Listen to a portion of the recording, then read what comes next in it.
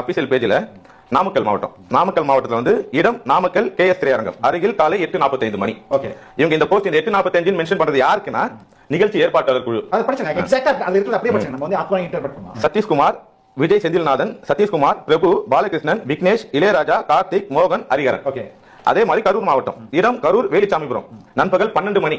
இந்த 12 மணி யாருக்குன்னா நிகழ்ச்சி ஏற்பாட்டாளர்கள் குழு பிபி அன்பழகன், பாலசுப்ரமணி, விக்னேஸ்வரன், சந்தோஷ்குமார், ஆறுமுகம், சசிகாந்த், சதீஷ்குமார், விஜய் பிரசாத், பவுன்ராஜ். ஓகே, இவங்க எல்லாம் யாருன்னா குழு ஏற்பாட்டாளர்கள் குழு. அடுத்த பேஜ் படிச்சங்க.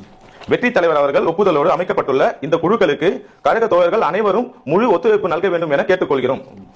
கழக என்ன பண்றாங்க? இந்த குழுக்களுக்கு கழக தோழர்கள்னா வேலை பார்க்கறவங்க. அங்க இருக்க நம்ம சொல்லக்கூடிய தொண்டர் அணி, அங்க இருக்க செயற்பாட்டாளர்கள், இவங்களுக்கு கீழே பணிபுரியறதுக்கு அந்த கிரவுட் மேனேஜ்மெண்ட் பண்றது, அங்க இருக்க நம்ம பேசுற தனி வேகல சொல்ற அந்த தனி வேகல சொல்ற அதுக்கு அரேஞ்ச் பண்றவங்க, இவங்களுக்கான ஒரு டைம் கோடு தான் அது. இந்த லெட்டரின் படி விஜய் அங்க வந்து 8:45க்கு நாமக்கல்ல வராருன்னு எங்கேயுமே போடல. அதே மாதிரி கரூருக்கு 12 மணிக்கு வராருன்னு எங்கேயுமே போடல. ஆர்கனைசர்ஸ் நீங்க 12 மணிக்கு அங்க இருக்கணும் அப்படிதானே? ஆமா. அப்ப இதை எப்படி திரிக்கப்படுது? அது அரசியல். இவங்களுக்கு ஒரு தவறு நடந்துச்சு. இதுக்கு தாவிகா மேலயும் விஜய் அவர்கள் மேலயும் ஏதோ ஒண்ணு குற்றம் சாட்டணும் அப்படின்னு தேடுறாங்க. தேடும் போது இது கண்ணில் மாட்டுது. அது முழுசா கூட படிக்காம அப்படி நம்ம எடுத்துக்க முடியாது. முழுசா படிக்காம சொல்ல இதை எப்போதுமே ஃபேக்ட் ஒண்ணாருங்க.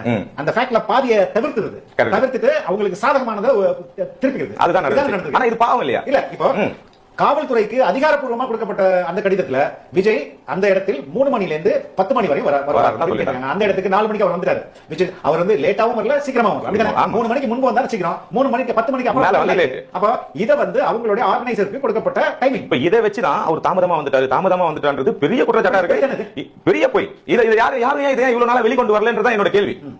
ஏன் இது ஏன் லேட்டுன்னு ஒரு மனுஷன் இதை தானே ஊடகங்கள் பேசணும். இதைதான் பேசணும். எங்க பேசினாங்க? நம்மளாவது பேசி ஆகணும். அதுதான் பேசுறோம். அதுக்காக தான் இப்ப பேசுறோம். ஏன்னா எனக்கு பர்சனலா அவரை பத்தி தெரியும், ஓரளவு கொஞ்சம் தெரியும் எனக்கு. ஏன்னா நான் அவர் கூட பணியாற்றிருக்கேன். குருவின்ற படத்திலையும் அழகிய தமிழ் மகன்ற படத்திலையும் ஒரு சின்ன பாட்டா இருந்திருக்கு. அவர் டைம் டிசிப்ளின் எந்த அளவுக்கு இருக்குன்றது தெரியும். அப்படிப்பட்ட மனுஷனா இப்படி அப்படின்னு எனக்கு ஒரு கேள்வி வருது. லேட்டா வந்துட்டாரு. அதுக்கப்புறம் தான் அந்த போஸ்ட் போய் பாக்குறேன். ஏன் இவர் வரக்கூடிய ஆள் கிடையாதுன்னு பார்த்தா இப்படி ஒரு சம்பவம் இருக்கீங்க. இதே வெளியே இப்படி திருச்சி பேசப்படுறது எதுக்காக? இந்த குற்றச்சாட்டு ஏன் இவ்வளவு வன்மம் இவர் மேல?